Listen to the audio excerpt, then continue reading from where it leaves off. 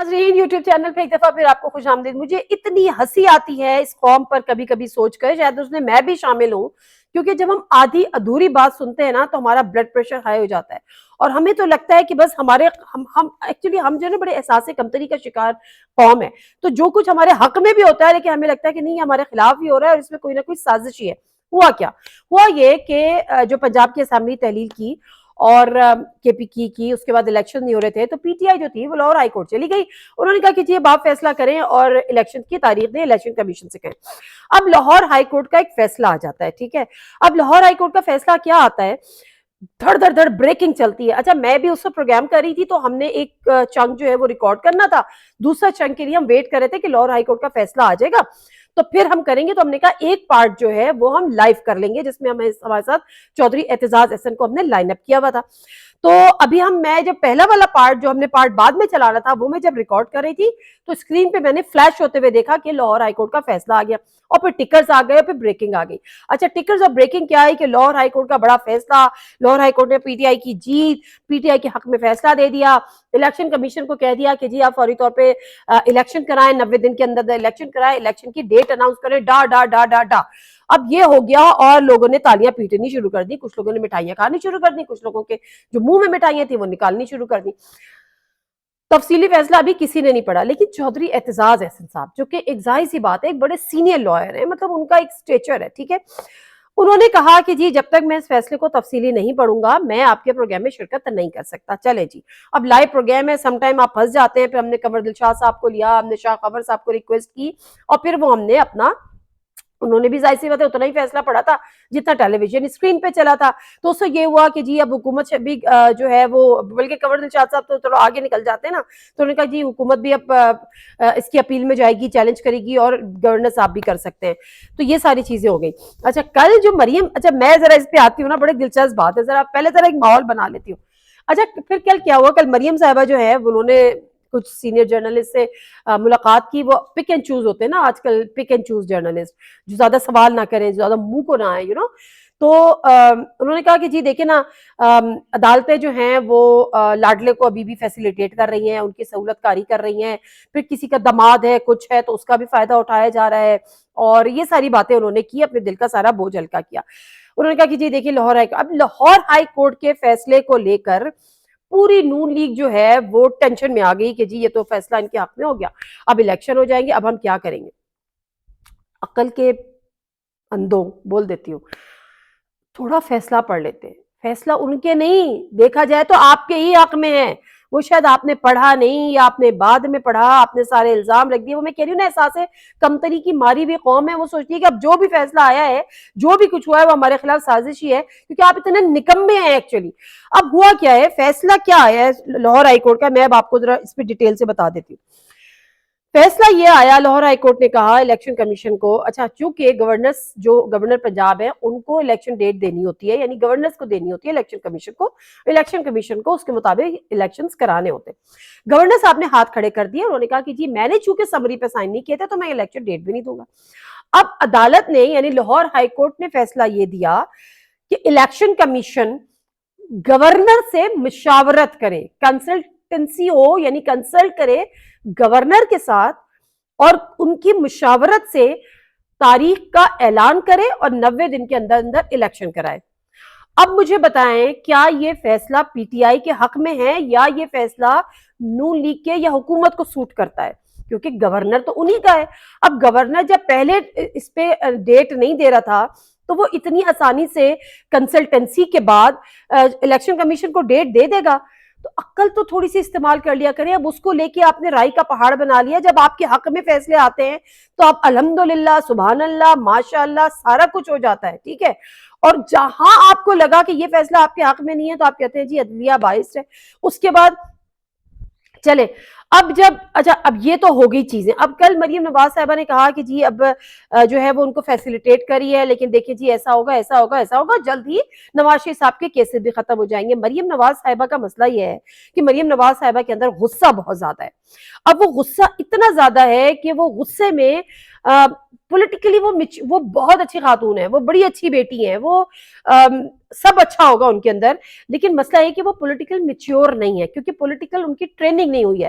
وہ غصے میں آتی ہیں, وہ نفرت کا اظہار کرتی ہیں, وہ غصے کا اظہار کرتی ہیں, کچھ ایسے لوپ ہولز دے دیتی ہیں. اب جب آپ عدلیہ کو ملائن کر ہی رہی تھی تو آپ کو نواز شریف صاحب کو بیچ میں لانے کی کیا ضرورت تھی؟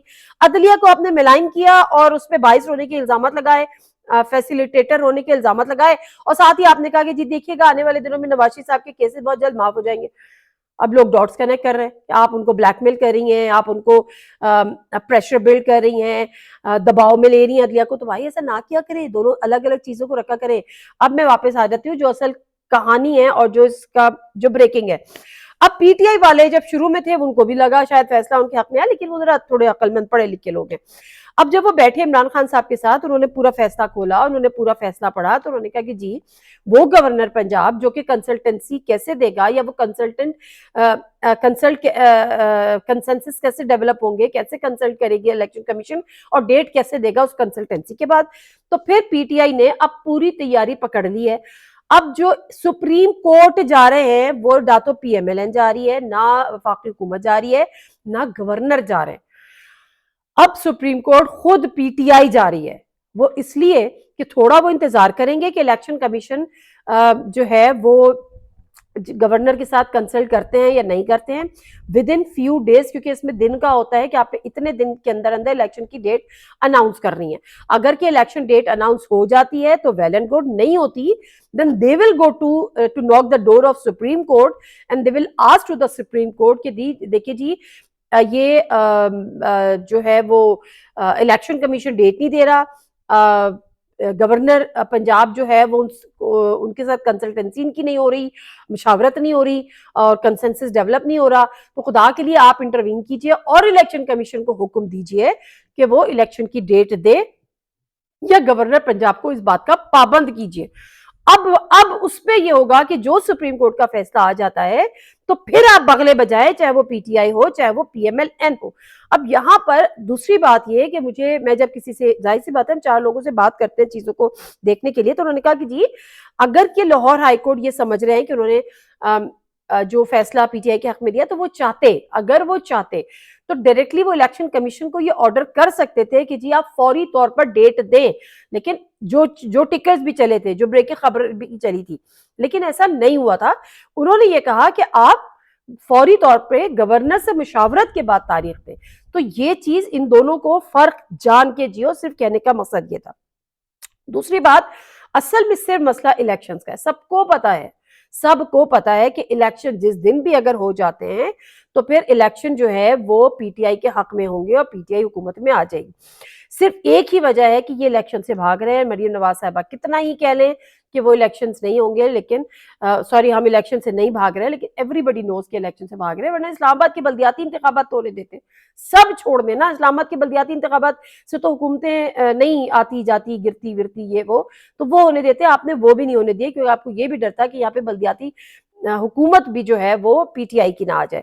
اب 2-3 چیزیں ہیں, کیونکہ ایک چیز اور خبر یہاں پر دیتی چلوں, کیونکہ جی جو باتیں ہو رہی ہیں نا, کہیں بات ہو رہی ہے ٹیکنوکریٹ گورنمنٹ کی, کہیں بات ہو رہی ہے سافٹ کو کی, کہیں ہارڈ کو کی, کہ جی مجھے تو کسی نے کہا کہ جی جو بڑا روتھلیس ہوگا جو بھی ہوگا آنے والے دنوں میں.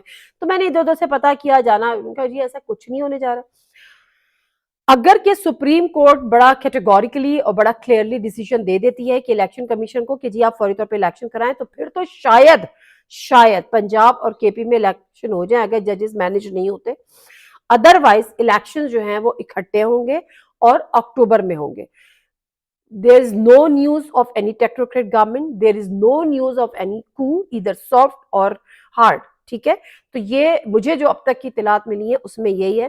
ہاں ایک بات ضرور ہے جس پہ میں ایگری کرتی ہوں, وہ بات یہ ہے کہ معاملات جو ہیں وہ پولیٹیکل جو ہمارے پلیئرز ہیں نا ان کے ہاتھوں سے نکلتے جا رہے ہیں, بالکل ایسے جیسے آپ کے ہاتھ سے ریت پھسل رہی ہے.